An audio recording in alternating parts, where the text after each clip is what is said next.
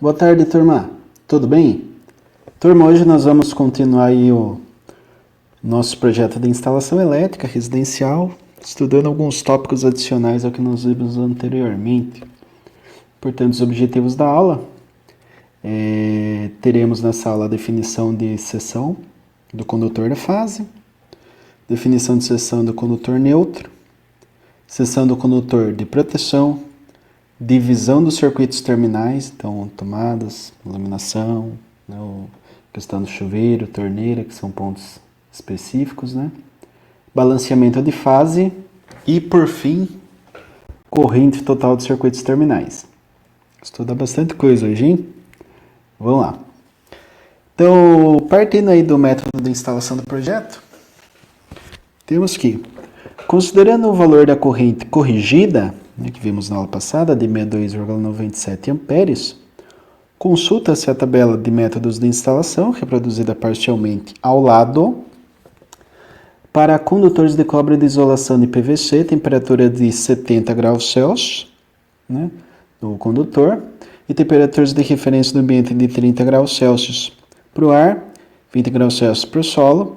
Método de referência B1, condutores isolados, cabos unipolares em eletroduto de seção circular embutido em alvenaria.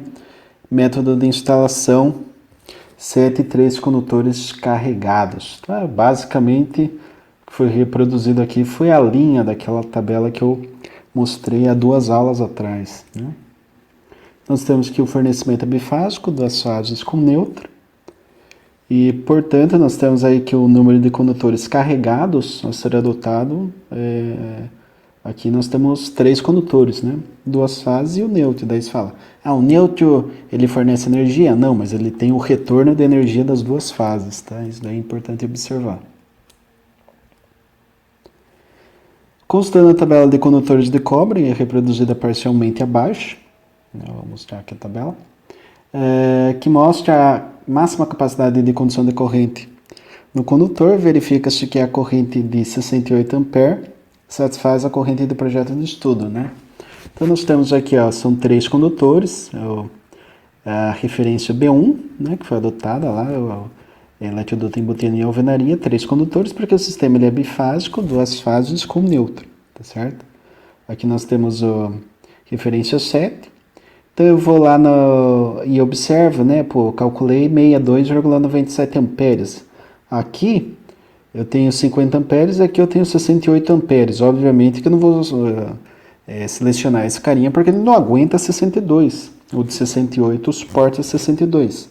Então eu venho aqui, espelho no lado esquerdo, que nós temos a seção nominal dos condutores em milímetros quadrados. E temos que a seção para o condutor de fase, lá do circuito de distribuição, será de 16 milímetros, tá? Então, essa daí é a seção para o condutor de fase que nós iremos estar utilizando lá no circuito de distribuição, né? Lembrando que são 2 fases e o neutro, né? O neutro vai ser dimensionado agora.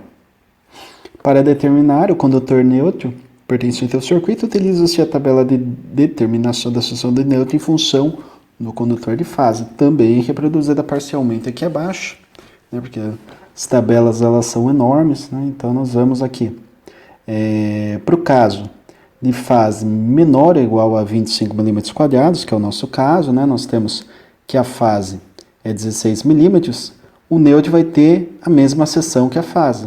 Então, se a fase era S, o neutro vai ser S também. Portanto, a seção nominal do condutor neutro será 16 milímetros para o circuito de distribuição. E para o dimensionamento de proteção, consulta essa tabela de determinação, né, do condutor de proteção em função do condutor de fase, também reproduzida abaixo. E que vale lembrar, né, que essa tabela só é válida quando o condutor de proteção, isso daqui é importante, quando o condutor de proteção é constituído do mesmo metal dos condutores de fase. Caso contrário, deve-se seguir a determinação da norma IEC 6034554. Então, assim, vai acontecer, né? Na grande maioria dos casos aí, o condutor de proteção é constituído de cobre, né? Assim como fase. Até o neutro, né? Nós temos aí que os condutores são de cobre. Para este caso, nós temos que seção do condutor de fase em milímetros quadrados, se for menor ou igual a 16, nós temos a mesma seção para o condutor de proteção. Tá? Se for maior, tem uma outra tabela. Então, neste caso também, como o condutor de fase não é menor, mas é igual, né, a 16 milímetros, o nosso condutor de proteção também será 16 milímetros, tal qual o neutro. Muito bem. Partimos agora para uma coisa que é importante, que é a divisão dos circuitos terminais. Tá? Então, utilizando os cálculos das potências feitos anteriormente, né, já fizemos aí algumas aulas atrás, pode-se construir o quadro de previsão de cargas conforme mostrado ao lado. Então, nós temos o quadro de previsão e pode-se, portanto, fazer a divisão dos circuitos discriminando o seu número, tipo, potência total por circuito e tensão nominal, considerando o exemplo do projeto residencial que a gente está adotando, né? Então, nós temos lá sala, quarto, banheiro. Considerei circuito 1. Tipo, iluminação. Cozinha e área de serviço. Circuito 2. Iluminação de serviço. Sala, quarto e banheiro. Circuito 3. Para tomadas, tá? Então, tomada sempre a gente vai fazer uma divisão assim. Iluminação, tomadas, ponto específico. Conforme a gente vai ver, ó. Cozinha. Pô, cozinha já foi. Não, foi iluminação. Agora são os pontos de tomada, que é o circuito 4. Área de serviço, pontos de tomada, circuito 5. Chuveiro, ponto específico, né, de 6.400 watts, que é o nosso chuveiro, que é o circuito 6. Torneira elétrica, também um ponto específico de 4.400. O circuito 7 e o circuito de distribuição é o CD, que é o que a gente dimensionou a princípio, né? Tanto que aqui aparecem os dados, ó, calculamos lá a potência de demanda, que era 3.800, alimentação 220, né, enfim, com duas fases de neutro. Então aqui o que acontece?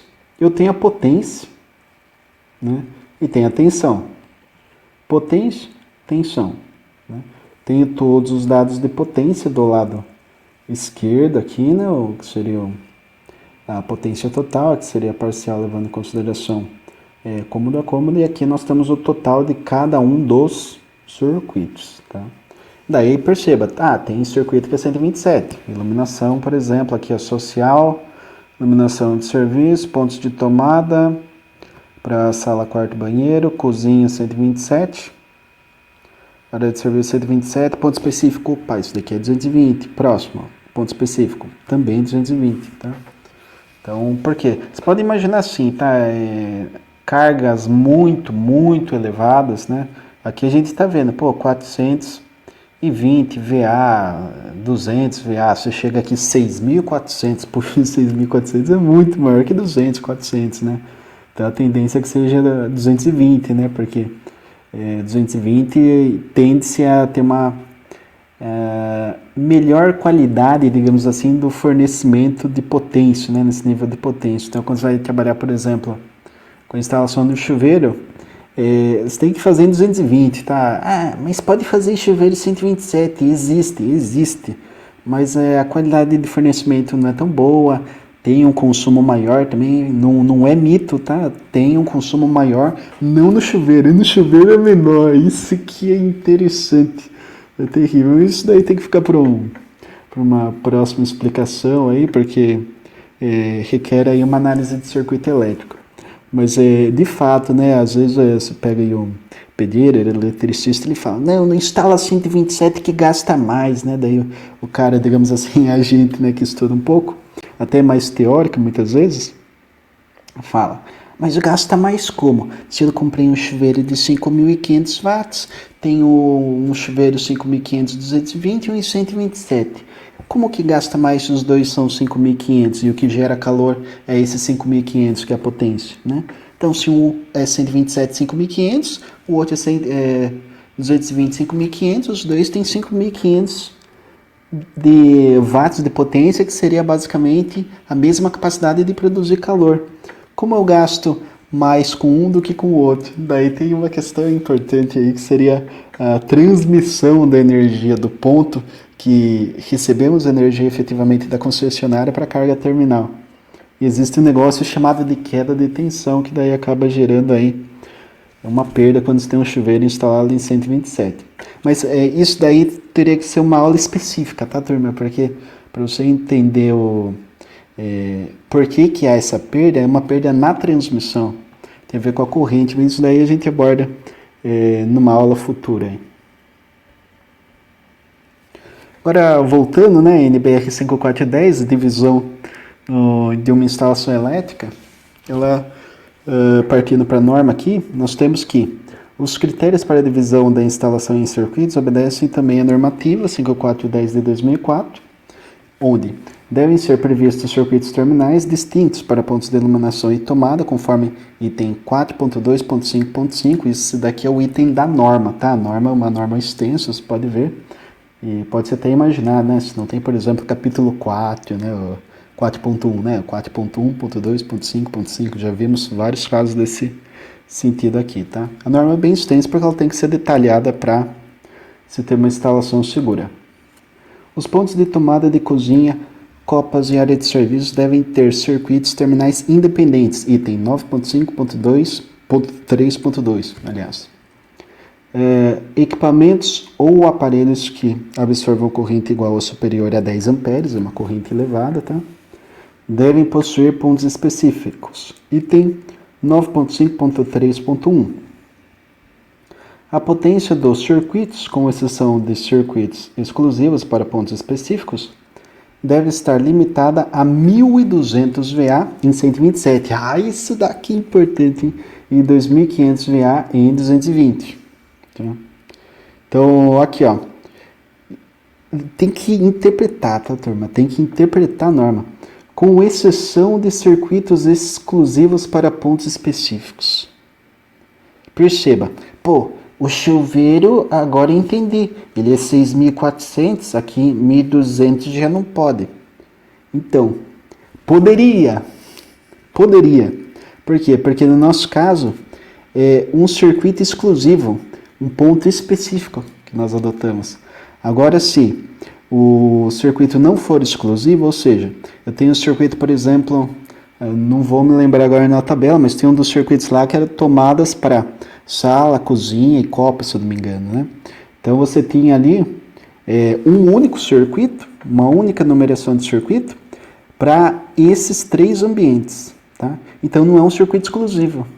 Então, obrigatoriamente, a potência desses ambientes deve ser abaixo de 1.200 VA para 127 e abaixo de 2.500 VA para 220.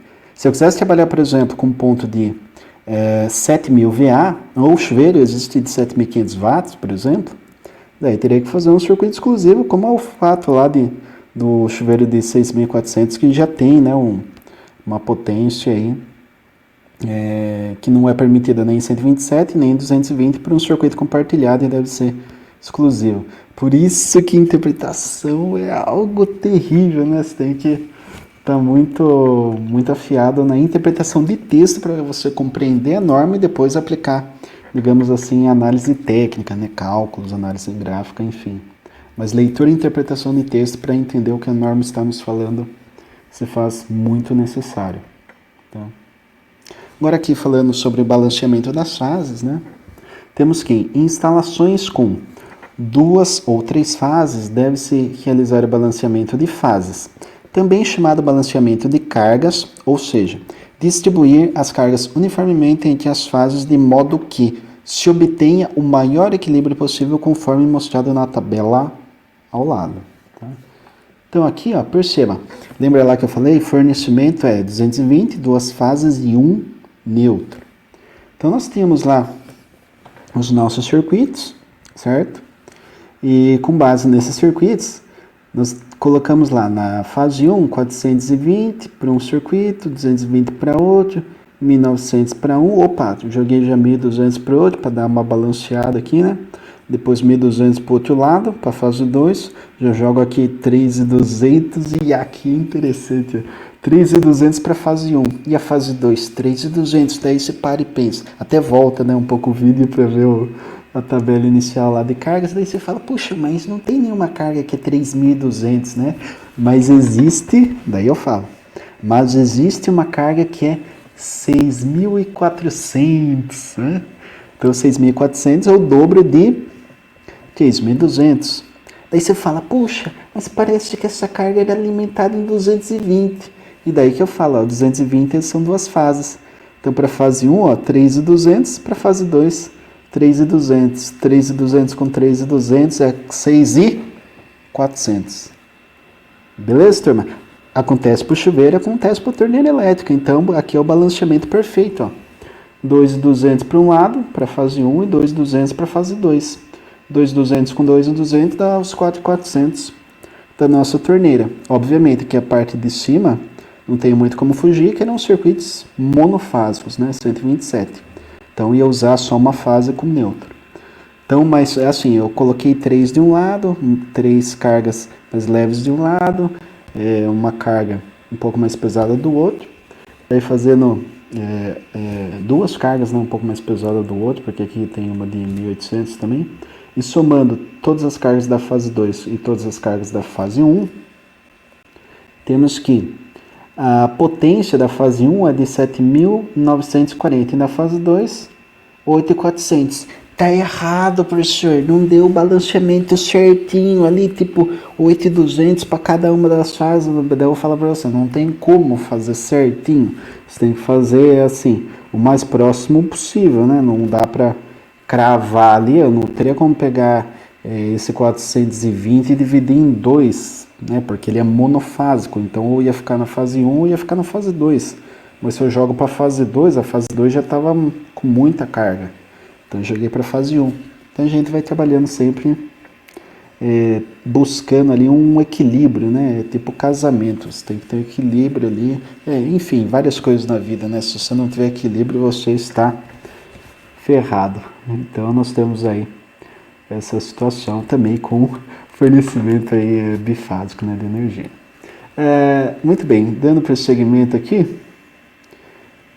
temos o cálculo para a corrente, né, de cada um dos circuitos, né, e daí em função da previsão de cargas, enfim, tem aqui um textinho falando sobre, que é mostrado obviamente aqui na tabela ao lado, né, então nessa tabelinha aqui, temos lá circuito 1, 2, aqui o que eu falei, ó, sala, qual que era? Sala, quarto e banheiro, né, que eu tinha citado lá, era 3, formava o circuito 3, mas eram 3 pontos distintos, né, quando eu expliquei lá sobre a normativa, né, então se eu tenho 3 pontos específicos, eu não posso ter 1.200 VA para um ponto apenas, entendeu? Eu posso ter 1.200 VA no somatório de todos, mas se for para um ponto específico, daí tem que ser ponto específico, né? Que é o caso dos 4.400 para a torneira e 6.400 para o chuveiro. Tá? Daí a gente faz aquela conhecida lei de Ohm, né? Então você pega a potência, divide pela tensão, né, de alimentação do circuito. Fazendo a divisão, nós temos a corrente, ó, você pega aqui 200 dividido por 127, 1,57 aqui, parte de iluminação, né, nós temos aqui os pontos de tomada também, 1.200 VA dividido por 127, daqui os 9,45, aqui da mesma forma, né. Enfim, nós temos várias correntes. Uma que dá certinho, 4,4 dividido por 2,2, dá 2. Era 0,0, aqui é 1,0, 20, né? 20 amperes. Então perceba, nós temos todas as correntes para cada um dos circuitos. Temos circuitos de 1 a 7, fora o circuito de distribuição. E a potência total aqui é 3.853,47 watts. Seria basicamente o somatório de todas essas potências, mas daí você vai chegar e falar, pô, aqui 6.000, 4.000 já deu 10. Se eu somar esses 3, pô, mas já passou de 14, por que tá 13? Tá errado. Não tá errado, primeiramente porque nós temos aquela questão da conversão do fator de potência, né? Aqui tá em VA. Quando fizemos lá a conversão dos pontos para iluminação tomada, nós trabalhamos em watts para determinação da potência total instalada e, por fim, ainda colocamos um parâmetro ali de utilização, né, e demanda. Então, caiu um pouco a potência, né, a potência de demanda aqui em torno de 13 kW, enquanto a instalada era em torno de 15, que nos deu essa modalidade de fornecimento aqui 220, aliás, né. E então nós temos que a potência total, ela sempre vai ser um pouco menor do que a potência de todos os equipamentos, de todas as tomadas. Por quê? Porque nunca, voltando, eu já falei isso, mas reafirmando, nunca todos os equipamentos, todas as lâmpadas, todas as tomadas, todas as cargas estarão ligadas ao mesmo tempo. Isso daí, estatisticamente, já foi estudado, já teve vários estudos, né, em cima disso, e ninguém, 24 horas por dia, 365 dias no ano, vai ter aí todas as suas cargas acionadas ao mesmo tempo, né? Então não teria por que trabalhar em cima da potência total da instalação, mas tem fatores de demanda específicos para cada tipo de circuito e para cada tipo de equipamento também, né? Equipamentos aí, aquecedores, por exemplo, tem demanda específica, ar-condicionado, enfim, tem vários detalhes, né? A normativa sempre traz isso de uma forma muito clara para a gente. Certo, turma? Então, a aula de hoje é isso, bem carregada de conteúdo, né? Muita coisa. Hoje a gente estudou aí várias questões, né, do nosso projetinho de instalação, mas já temos aí um quadro de cargas, né? Já evoluímos bem do início, né? Que desde lá dos diagramas, né? Tem a diagrama unifilar, multifilar, funcional, tomada simples, paralela, né? Unipolar, bipolar, lâmpada incandescente, halógena, fluorescente, LED. Já vimos bastante coisa nesse sentido. E daqui para frente, né, nós vamos avançando cada vez mais, e as coisas vão fazendo sentido, né? Porque a questão mesmo do chuveiro que eu comentei, se é 127, 220, gasta mais, não gasta, porque gasta, é um negócio meio empírico, né? Empírico assim, algo prático, que muita gente fala, mas ninguém efetivamente explica, ou para pensar, né? Puxa, a teoria fala isso mesmo? Ou é um negócio puramente prático? Mas se é prático e a teoria não fala, tem um furo na teoria, ninguém nunca estudou isso. E dificilmente na internet você vai ver, aliás, várias coisas falando isso, até livros comentam alguma coisa por cima, mas não foca tanto nisso, né? Porque o livro ele não vai escrever sobre chuveiro, né? Isso é algo específico. Ele vai, normalmente, o livro de instalação elétrica, um Hélio Creder da vida, que seria a bíblia da instalação elétrica aí de baixa tensão, vai falar sobre cargas aí de uma forma bem genérica. Mas aqui na aula a gente pode ter essa interação, vocês fazem pergunta, eu respondo e a gente vai conversando aí, interagindo da melhor forma possível. Certo, turma? Agradeço mais uma vez a atenção de todos, bons estudos e até!